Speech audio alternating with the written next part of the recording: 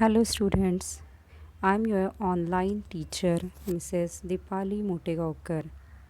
If you like my video, please subscribe my channel to get more videos. Students, today we are going to learn the second chapter of science, that is health and diseases. So students, let us recall. Have you ever taken the leave from the school due to sickness? आजारपणामुळे तुम्ही कधी शाळेतून सुट्टी घेतली आहे का? What happens exactly when we become sick? जेव्हा आपण आजारी पडतो म्हणजे नेमकं काय होतं बरं? अगदी बरोबर. When you are not able to go out or when you are unable to do your day-to-day activities properly, we say that we are sick. And due to this reason, obviously you have taken the leave from school due to sickness. जेव्हा आपण हिंडू फिरू शकत नाही, आपली रोजची दैनंदिन कामे करू शकत नाही, तेव्हा आपण आजारी आहोत असं म्हणतो. आणि अशा वेळेस नक्कीच प्रत्येकाने कधी ना कधी शाळेतून सुट्टी घेतलेली असते. So students, now let us discuss one activity. Some examples are given here. Discuss whether the people in the following examples are healthy. an alcoholic, a child having fever, a drug addict, a mentally sick person. इथे तुम्हाला काही व्यक्ती दिल्या आहेत. या healthy आहेत का हे आपल्याला सांगायचं आहे. मद्यपी, ताप आलेले मूल किंवा अंमली पदार्थांचे व्यसन असलेली व्यक्ती आणि मनोरुग्ण. What is your conclusion? काय निष्कर्ष काढाल तुम्ही? अगदी बरोबर. या चारही उदाहरणातील व्यक्ती या हेल्दी नाहीत. का बरं हेल्दी नाहीत? तुम्ही म्हणणार का त्या हेल्दी आहे? तर नाही. So do you think the word health includes the aspects other than physical health? शारीरिक तंदुरुस्तीशिवायही आरोग्य ह्या शब्दात अजूनही वेगळं काही समाविष्ट आहे का? तर नक्कीच आहे. So let us discuss what is health.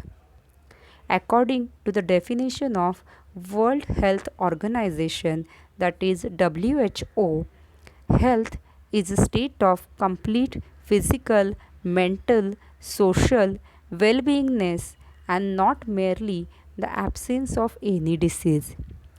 रोगाचा नुसता अभाव म्हणजेच आरोग्य नव्हे, तर शारीरिक, मानसिक आणि सामाजिकरित्या पूर्णतः सुदृढ असण्याची स्थिती म्हणजे आरोग्य होय.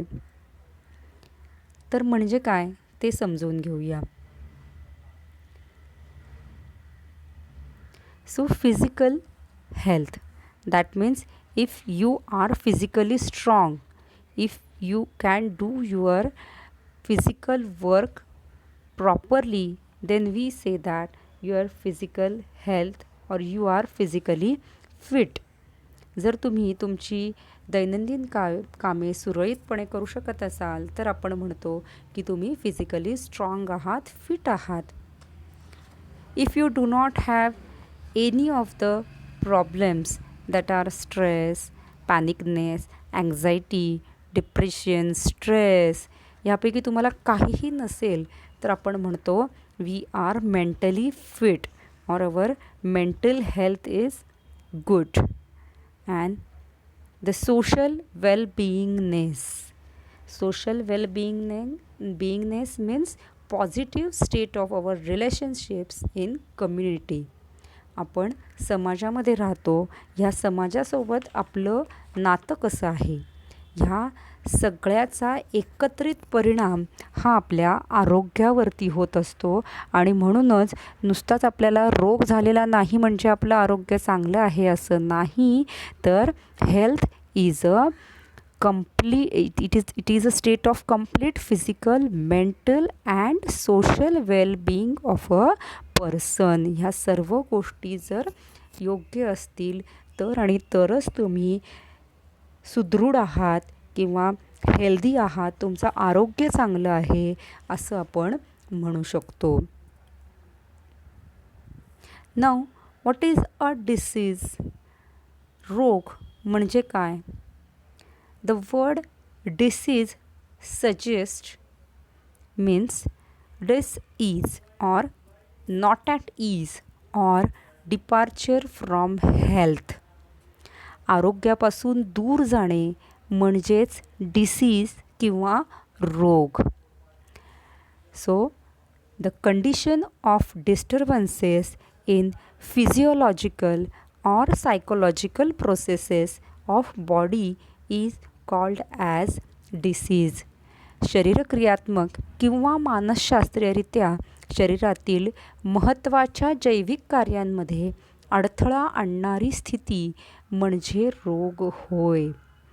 हे लक्षात घ्या. रोग म्हणजे काय की तुमची फिजिओलॉजिकल आणि सायकोलॉजिकल म्हणजे तुमची शारीरिक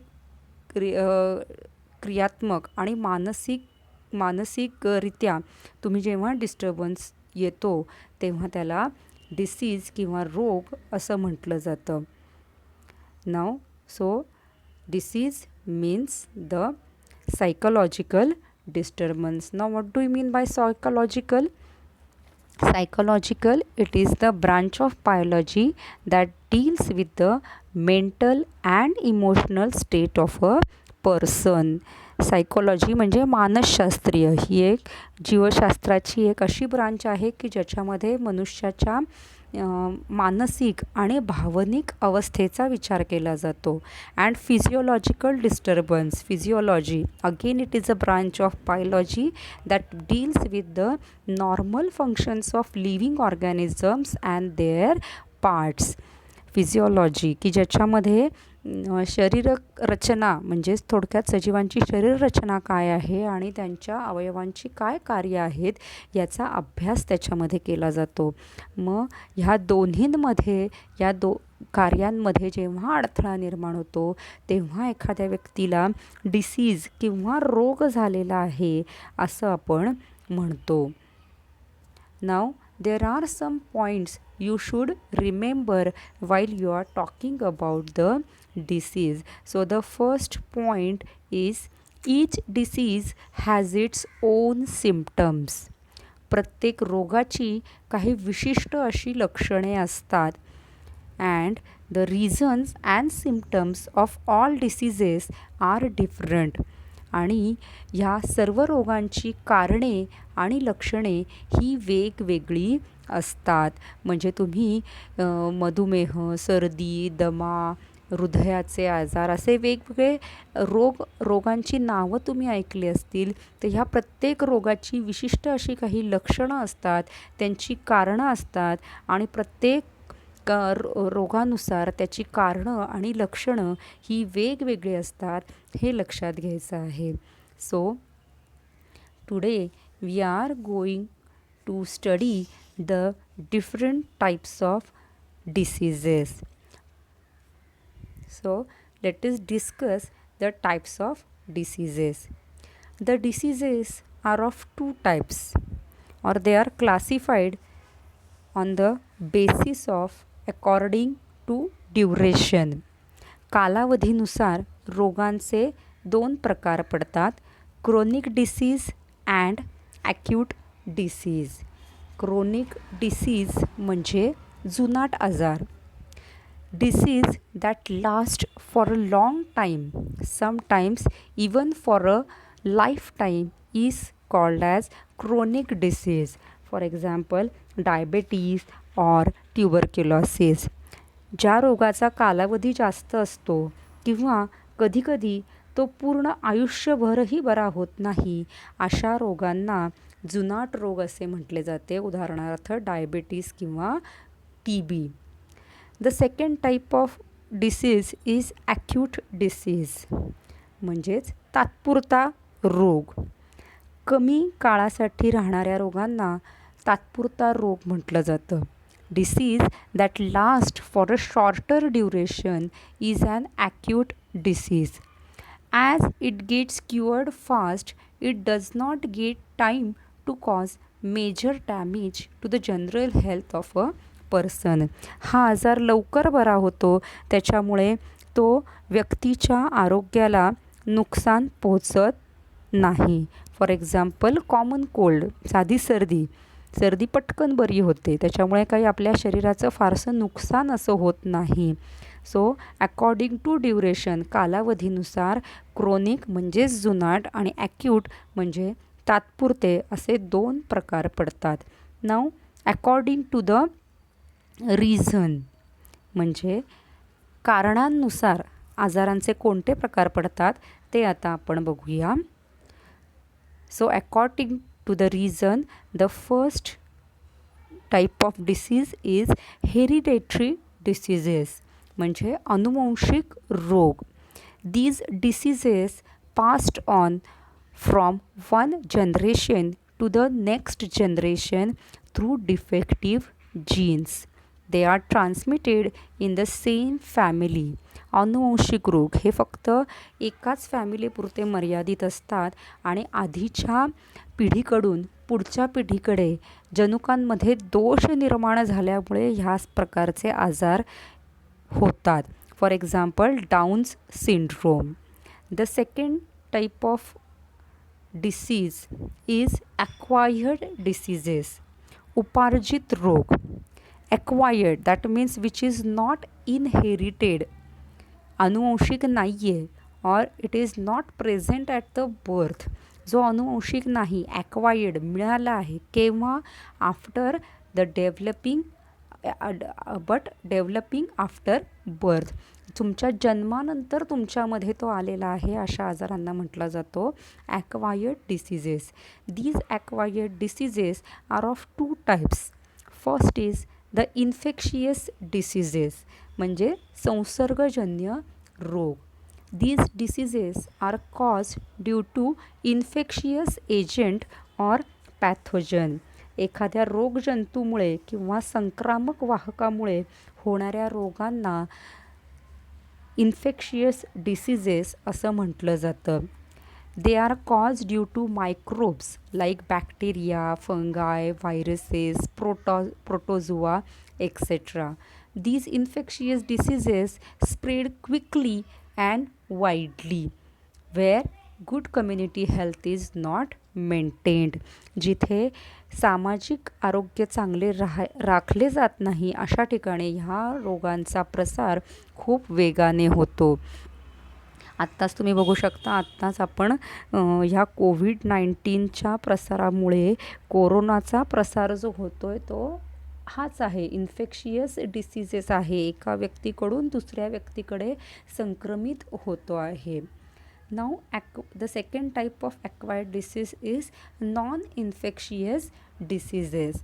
diseases which are not caused due to internal non infectious reason are known as non infectious diseases. म्हणजे जे रोग अंतर्गत कारणांमुळे, अंतर्गत असंक्रामक कारणांमुळे होतात त्यांना नॉन इन्फेक्शियस डिसीजेस असं म्हटलं जातं. Such diseases are restricted to the person who is affected. ते आजार ज्या व्यक्तींना झालेले आहेत त्यांच्यापर्यंतच सीमित राहतात, म्हणजे एकाकडून दुसऱ्याकडे त्या आजारांचा प्रसार होत नाही. फॉर एक्झाम्पल नाईट ब्लाइंडनेस म्हणजे रातांधळेपणा किंवा अर्थरायटिस म्हणजे संधिवात, हे आजार जे आहेत ते इंटरनल काही कारणांमुळे, शरीरांतर्गत होणाऱ्या काही बदलांमुळे, कारणांमुळे हे आजार होतात आणि हे एका व्यक्तीकडून दुसऱ्या व्यक्तीकडे पसरत नाहीत, म्हणून त्यांना नॉन इन्फेक्शियस डिसीजेस असं म्हटलं जातं. So we have learned the different types of diseases based on their duration and the reason. मग त्यांना लागणारा कालावधी आणि त्यांच्यामुळे कोणत्या कारणामुळे ते निर्माण झालेले आहेत अशानुसार त्यांचं वर्गीकरण आपण शिकलेलो आहोत. आत्ता जे हे सगळे आजार बघितले आपण, या सगळ्यांच्या डेफिनेशन्स तुम्हाला इथे दिलेले आहेत. ह्या वहीमध्ये तुम्ही लिहून काढायचे आहेत. थँक्यू.